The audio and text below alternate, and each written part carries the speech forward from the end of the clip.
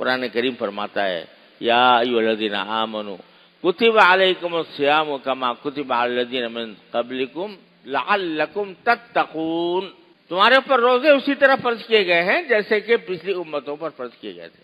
کیوں فرض کیے گئے ہیں؟ تاکہ تمہیں تقوی حاصل ہو۔ یعنی آخری انجام جو ہے اس تربیتی کورس کا وہ کیا ہے؟ تقوی کا سرٹیفکیٹ۔ جب تم نے رمضان اس طرح گزارا کہ تمہارا منہ بھی قابو میں ہے، تمہاری زبان بھی قابو میں ہے، تمہارے نگاہ بھی قابو میں ہے، تمہارے کان بھی قابو میں ہے، اور ان سے کوئی ناجائز کام سرزد نہیں ہو رہا، تو آخر میں کیا ہوگا؟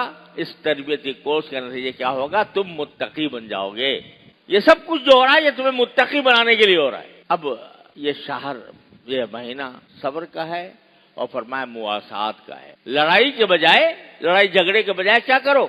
ہمدردی، خیر خواہی۔ یہ نہیں کہ رمضان آ گیا تو چلو اب خریداروں کے کھال جتنا بھی کھینچیں، رمضان میں اپنے چیزوں کی قیمتیں بڑھا کے اتنا کریں کہ روزے داروں کی کھالیں کھینچا کریں۔ قرآن تو کہتا ہے، رسول کریم صلی اللہ علیہ وسلم سے فرماتے ہیں کہ بھائی مواسات کا مہینہ ہے، تمہیں تو چاہیے تھا کہ لوگوں کے لیے آسانی فراہم کرو، تاجروں کو چاہیے تھا کہ لوگوں کے لیے آسانی فراہم کریں، نہیں ہے کہ ان کے لیے ایک بیچارہ غریب آدمی ہے، وہ اس کے بہت ہی مشکل سے کہیں کوئی پھل خرید پاتا ہے اور چاہتا ہے رفتار میں اور لوگوں کی طرح میں بھی اور میرے بچے بھی افطار کر لیں پھل سے، مگر آپ نے پیسے بڑھا دیے، اب اس کے دسترس سے باہر ہو گئے۔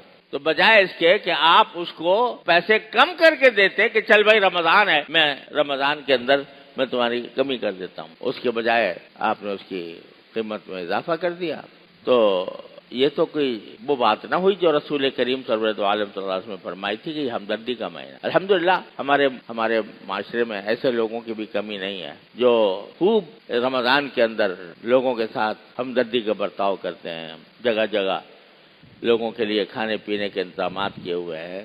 اللہ تعالیٰ ان کو جزائے خیر عطا فرمائے۔ لیکن ایسے بھی ہیں جو اس روزے میں کھال کھینچنے کی فکر میں ہیں، تو اللہ تعالیٰ ہمیں ویسا نہ بنائے، اور اللہ تعالیٰ ہمارا مہینہ ایسا گزار دے کہ صبر کے ساتھ گزار دے اور گناہوں سے بچتے ہوئے گزار دے، ہر طرح کے گناہوں سے ہم بچ کے نکل جائیں، تو اللہ تعالیٰ آخر میں ہمیں لعلکم تتقون کی خوشخبری سنا دے کہ اب تم متقی ہو گئے ہو۔ اللہ تبارک و تعالیٰ اپنے فضل و کرم سے، اپنی رحمت سے ہم سب کو اس کی توفیق عطا فرمائے۔ سوشل میڈیا پر سب سے قدیم اور سب سے ریلائبل برانڈ درسقرآن.com